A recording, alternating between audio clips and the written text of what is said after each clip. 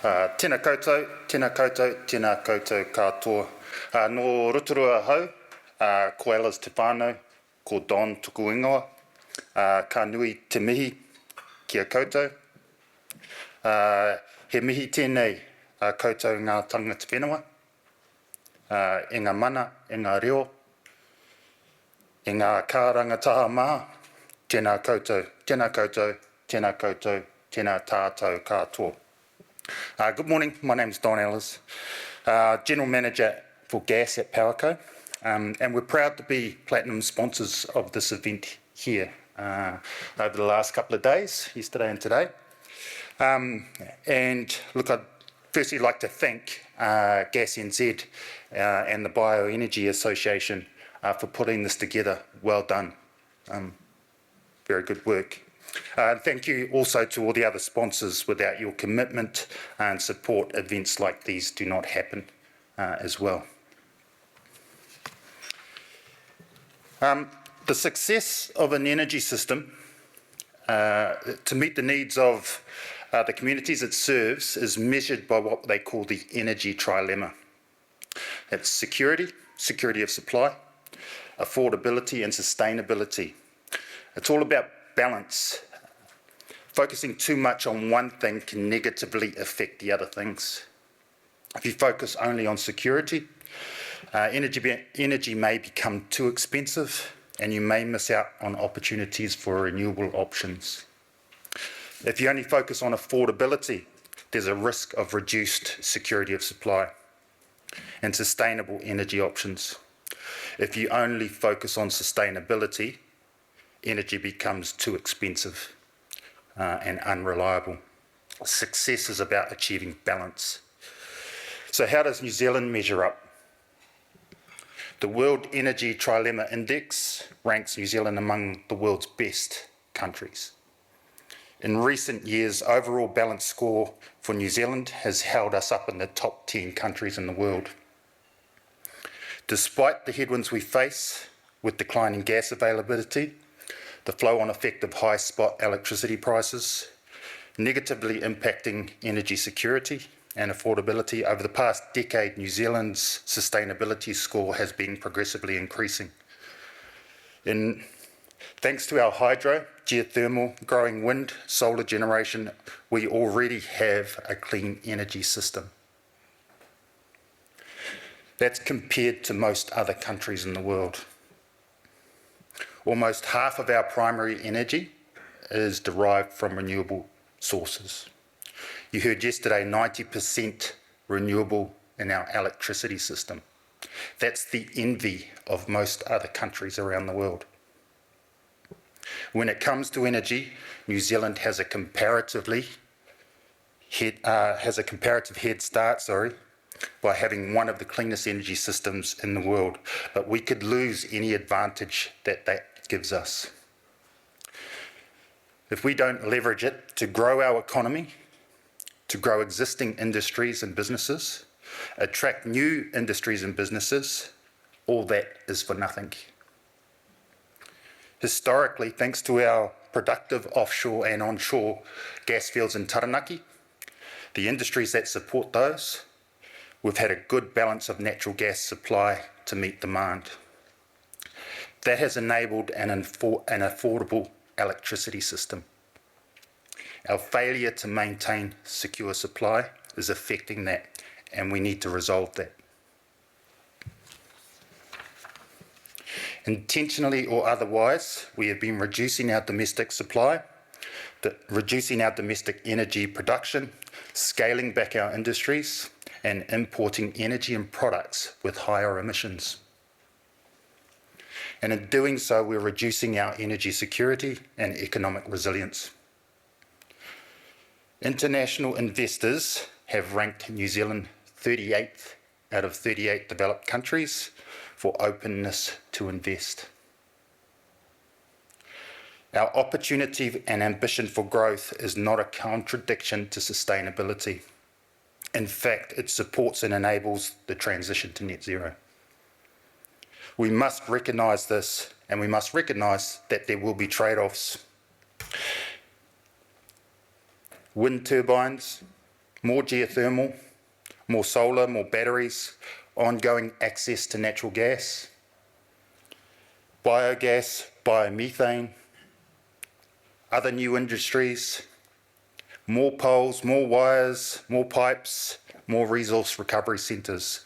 These are all the trade-offs we must make to enable New Zealand to be truly sustainable and to leverage our relative international position we have with our energy system. But how do we successfully maintain a balance of affordability, security of supply and environmental outcomes as we deliver a system that enables growth? International and local investment are key. We must have a welcoming investment environment, an environment that attracts new business and investment, enables local investment, like I said, but also attracts overseas investment. We need to continue to develop and invest in large-scale energy facilities and infrastructure, not just the renewable ones, while also increasing investment in local infrastructure and new technology for storage and control. For generations, energy supply in New Zealand has been developed by building large-scale production facilities, producing energy in large quantities, transporting it to where it's needed. As a result, we have a national electricity grid that transports electricity from all over the country to, well, all over the country. Connecting South Island Hydro to demand in the north. We have a gas transmission system that connects the natural gas fields in Taranaki to the rest of the North Island. And we have local distribution systems such as those owned by Powerco that take gas and electricity from the transmission systems and connects them to households and businesses. The facilities and networks that make up this system are important assets. They underpin New Zealand's clean energy system, and we must continue to invest in these.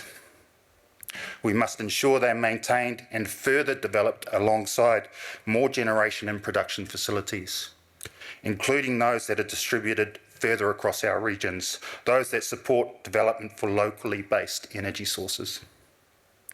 From biogas at water treatment plants, landfills or purpose-built organics facilities, to renewable electricity generated on rooftops or community-based wind and solar farms.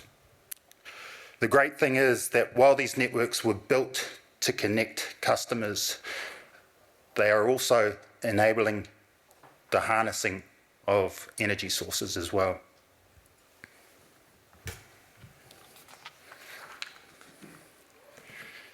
In order to achieve an energy system that supports New Zealand's transition to net zero before 2050, it has been estimated that the electricity distributors alone need to invest $22 billion before 2030, a further $25 billion before 2040, and another $24 billion before 2050. That's just in EDB's energy distribution companies. That's significant investment. More than is estimated, in generation and transmission. New Zealand has the largest electricity, and as New Zealand's second largest electricity and gas distribution utility, supplying energy to over 900,000 Kiwis. Powerco is focused to enable growth in New Zealand's transition to a low-carbon future. We are doing this by ramping up investment in our electricity networks to meet growing demand for renewable electricity, attracting low-cost capital to make transition affordable. We're the first electricity distribution business to execute a climate bonds initiative, developing smart and resilient networks of the future by investing in data and digitalisation, to enable customers to reduce their own emissions and enabling them to become part of the energy system. Bringing together the energy, agriculture, water and waste sectors to capture and realise the potential that biogas has in reducing overall emissions.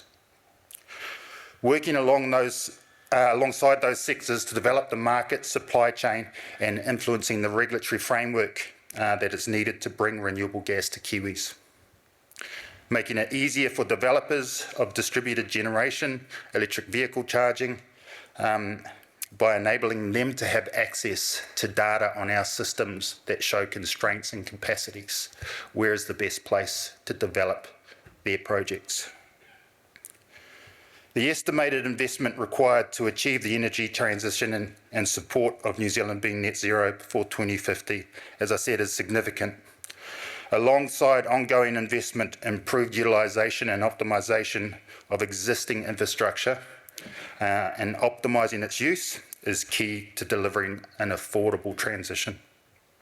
A transition that supports growth in our economy, growth for our industries and businesses. Rather than scaling back and transferring production and manufacturing offshore to countries to produce the same products with higher emissions. To successfully deliver an energy system that supports New Zealand to grow to zero is imperative that as a country we take policy action that enhances confidence and certainty in investment. Stable direction and policy settings are critical foundations to encourage investment, innovation, and to help us reduce sovereign risk. Key elements are, we believe, a goal to support the transition to net zero 2050 that includes affordability and security, measured by the International Trilemma Index. A policy to be fuel technology agnostic. Our energy system is the solution, it's not the problem. No arbitrary cliff faces. This is a transition and pace must be set by the market, by customers who are competing in the global context. Establish climate change adaptation objective for energy regulators to support the investment needed for the resilience we will need going forward. The fact is we will be recipients of a climate delivered by larger economies than our own. Ensuring and enabling local and international investment environment. RMA streamlining for energy infrastructure projects, enabling environment for routine and low impact activities, and fast-track consenting regime for energy projects. Infrastructure financing tools for large load customers requiring significant connection or network upgrades.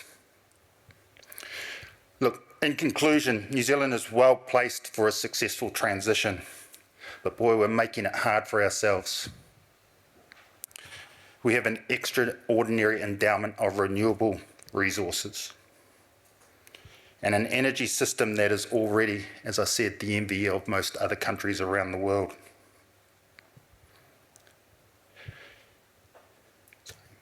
Can this be improved? Absolutely, and we must, and we are. But improvement on sustainability cannot be achieved at the expense of affordability and security of supply. The energy trilemma must be kept in balance. The rest of the world will catch up on renewables, but we have a chance to get ahead of the game, to both mitigate and adapt to the challenge of climate change. And if we're prepared to leverage our resources and the infrastructure we already have, we can have a transition where our economy grows and all Kiwis can benefit. Let's be ambitious for Aotearoa. Let's all grow to zero. Kia ora, thank you.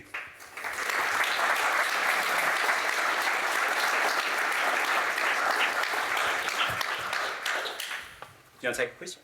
No. We had one come through the Slido.